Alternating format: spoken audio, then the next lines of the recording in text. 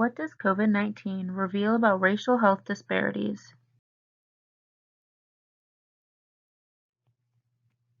Discrimination affects equal access to healthcare, housing, education, criminal justice, and finance.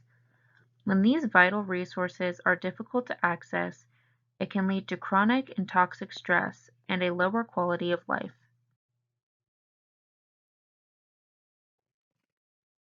In the current economic and health climate created by the novel coronavirus, these inequities have been amplified, with a disproportionate rate of racial and ethnic minority groups contracting the life-threatening virus at a higher rate than their white counterparts. More so, racial and ethnic minority populations make up a significant portion of the essential workers who are at an innately higher risk of exposure to COVID-19 due to their line of work. Other factors, such as lack of insurance, transportation, or childcare, also create barriers to accessing healthcare. For those who can overcome these barriers, they may face decreased quality of healthcare due to cultural or language differences between themselves and their providers. So, what types of strategies may be used to reduce health inequities for racial and ethnic minority populations during the COVID-19 pandemic? Health communication is vital during the outbreak of the coronavirus, and the conditions of communication when relaying information about COVID-19 require careful consideration and messaging. When the virus was first brought to the public's attention, there was limited knowledge of where it came from, how it was spread, how serious it would become, and how contraction could be prevented. Given the slim understanding of the virus at the time, the public would lean on media and politicians for answers. This, however, led to extreme divide between left and right political parties, as the level of seriousness exhibited by Democrats and Republican officials varied significantly. From a macro level, communication is invaluable to sharing reliable health information about COVID-19 that could promote actions to reduce the spread of the virus and enhance the public's understanding of COVID-19 health disparities. Since racial and ethnic minority populations are less likely to take protective action due to systemic disadvantage, they are most vulnerable amidst a global pandemic and an economic crisis. Thus, the divisive messaging by the media and politicians may worsen existing stereotypes and the harmful us versus them mentality, with extreme consequences and health outcomes for those of a certain race, class, and immigration status.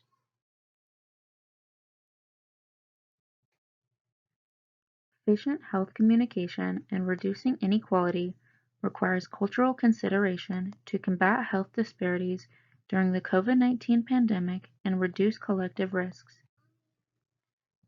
Currently, health communication on COVID-19 has focused on individual risk for those with pre-existing conditions and individual actions such as wearing a mask and social distancing. While these are important messages, they do not consider the impact on vulnerable communities who need to be heard. To help others understand the inequities that take place for racial and ethnic minorities, community-engaged communication serves to provide those in vulnerable communities the outlet they need to share culturally relevant solutions. We should acknowledge that many of those who are at higher risk of contracting the virus based on pre-existing conditions have developed these conditions due to structural inequalities that created vulnerable living and working conditions.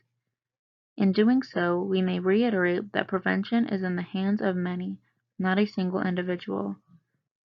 Instead of solely focusing on individual actions, there must also be a focus on larger mitigation efforts, such as improving access to clean water, housing, employment, computers, and internet for populations in need. The voices of these populations should be the one to explain the burden of the pandemic and importance of prevention and virus control.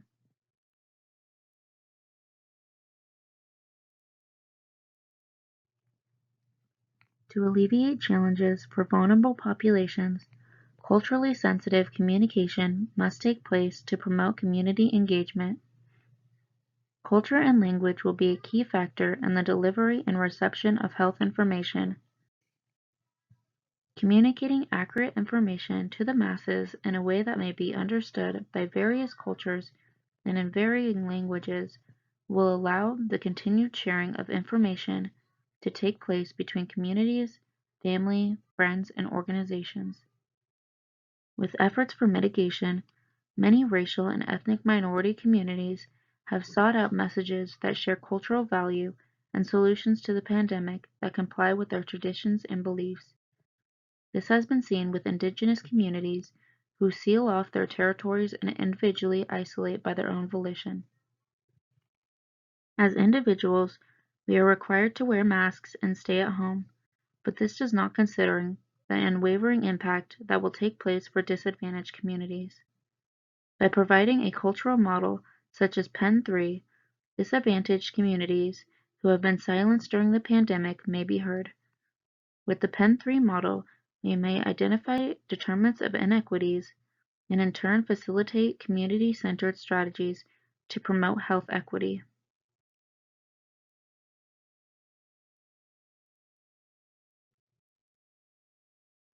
To frame approaches to communication and community engagement for COVID-19, the Pen 3 model may be used as a roadmap for engaging communities in communication about COVID-19 mitigation efforts.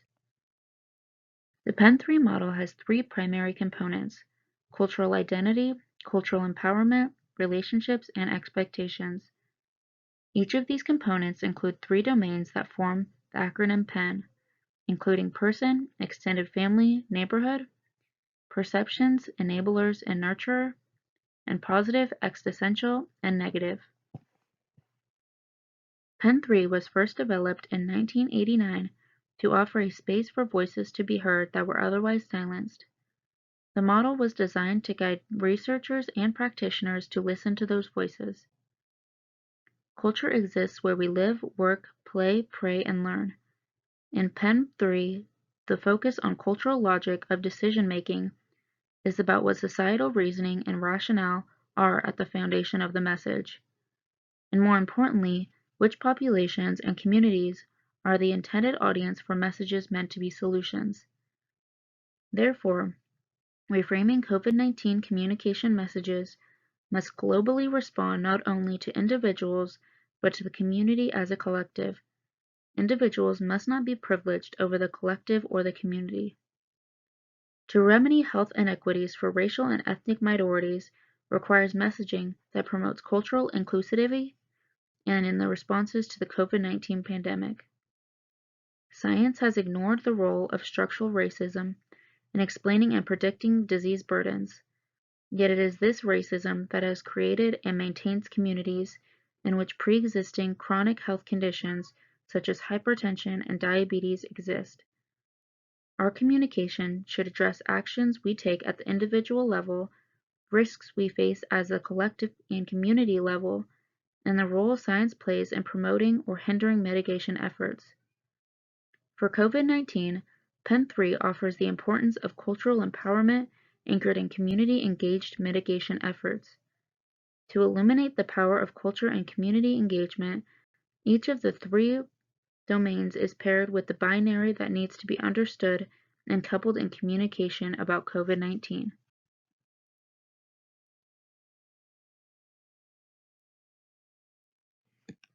Another strategy to promote health equity is the utilization of telemedicine, offering relief for those who face barriers to receiving healthcare during the pandemic. With the evolution of telemedicine, racial and ethnic minorities may overcome barriers to accessing healthcare, including transportation, childcare, and the extra time required for in-person appointments. Though the use of telemedicine is reliant on technology and internet access, it does offer a solution for receiving medical care during a pandemic when social distancing is vital and hospitals carry an increased risk of contracting the virus. For families without an iPhone, data plan, or email address, prioritizing patient access through other applications will allow telecommunication to occur between the patient and provider, limiting the need for a specific device or application. To eliminate health inequity for lower-income families and disadvantaged communities trying to use telemedicine options, healthcare systems, local governments, and private companies can and should work together to develop solutions and advertise these services across a broad range of diverse outlets.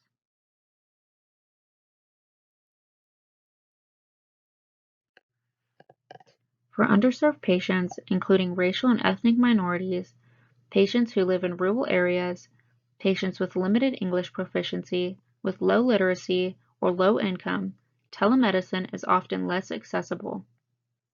Populations lacking technology access tend to be from the same underserved populations that have worse health outcomes and will benefit most from ongoing telemedicine-enabled care.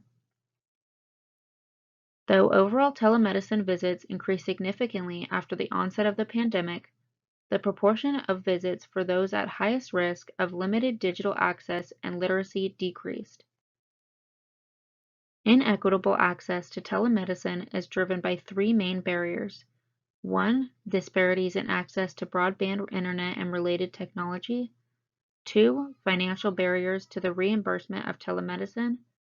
And 3. Lack of institutional commitment to equity in telemedicine.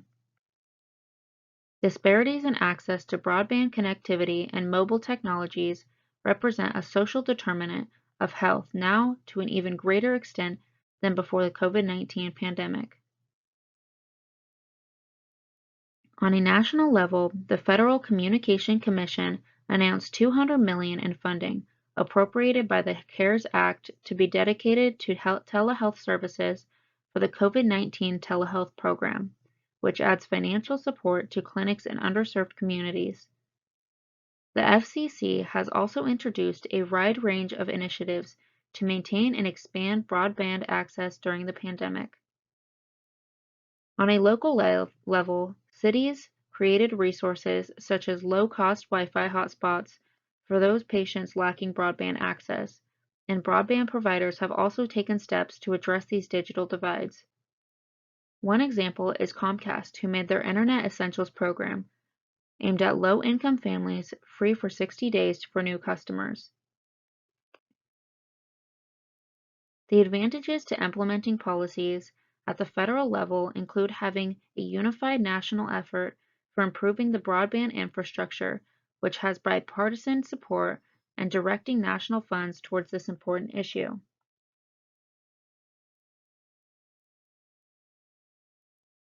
State and local policies offer the advantage of being able to work with stakeholders, identify areas of the community in the greatest need of broadband development, and target policies that overcome local barriers to implementation. For healthcare providers, it's critical to understand and advocate for policies that promote broadband expansion, as research continues to demonstrate that greater broadband availability is associated with greater telemedicine use in areas that need it most. Going forward, the FCC should extend its current initiatives and incentivize multi-stakeholder efforts to make equitable broadband access sustainable. Nearly 800 broadband providers signed on to the FCC's Keep America Connected pledge, for which they agreed to defer service terminations, waive late fees, and open Wi-Fi hotspots to all Americans. While this pledge will expire soon, Congress can take steps to enact legislation that extends this public-private partnership for the coming months and make pandemic-specific interventions deployed by the FCC long-lasting solutions. Future investments should promote collaborations with existing community organizations such as libraries and community centers. Communities and internet access at libraries are particularly used by African Americans, Hispanics, and those in lower income households, and therefore supporting these entities can continue to bridge the technology access gap. In addition, the Centers for Medicare and Medicaid Services announced that Medicare will reimburse care delivered through telehealth, including audio, video, and web portal communications. Although many of these changes were set to expire at the end of the pandemic, Telehealth advocates support the continuation of these policies. If equity is made an integral part of telemedicine now, it will help ensure that all can benefit from these innovative technologies moving forward.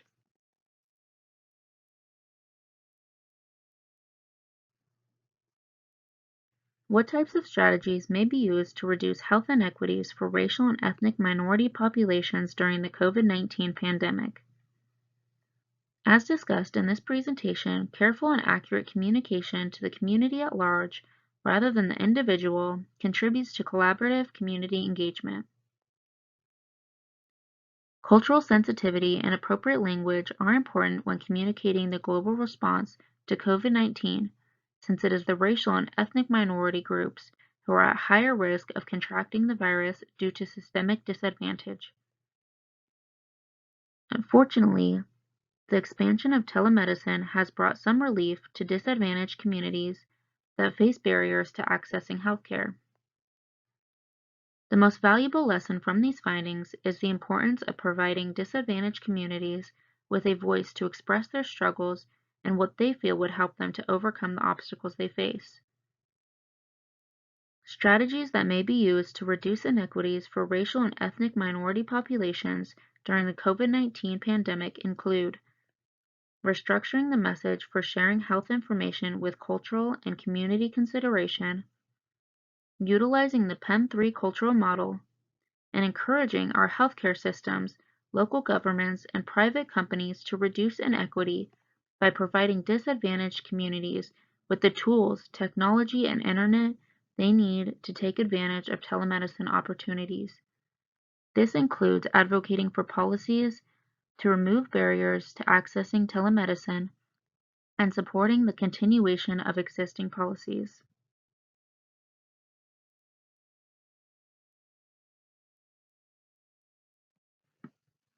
Awareness is the greatest agent for change. I hope that in watching this presentation, you have learned about what strategies may be used to reduce health inequities for racial and ethnic minority populations during the COVID-19 pandemic. Thank you for watching, and please pass along this message so that we may raise awareness and help our disadvantaged populations receive the care they deserve.